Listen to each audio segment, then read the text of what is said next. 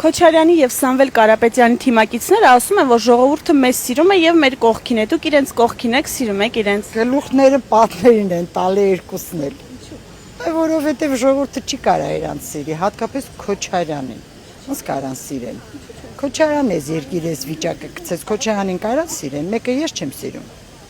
Որովհետեւ այս երկիրը ինքը ավիրեց։ Իրան պետք չէ այս երկիր, այս երկիրը ավիրեց ու հարստացավ ինքը։ Դարավ չգիտեմ, մուլտիմիլիոներ, դրանի քանի զրոներ կա, որ ինքը դա ունի։ Սամվել Կարապետյանի մասին ինչ կասեք, ինքն էլ է նույնը ասել։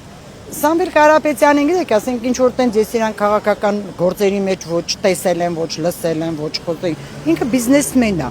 Բիզնեսմենը քաղաքականության հետ առասարակ գործ չունենա։ Ինքը իր բիզնեսը պետք է տանի։ Ընդհանրապես դա։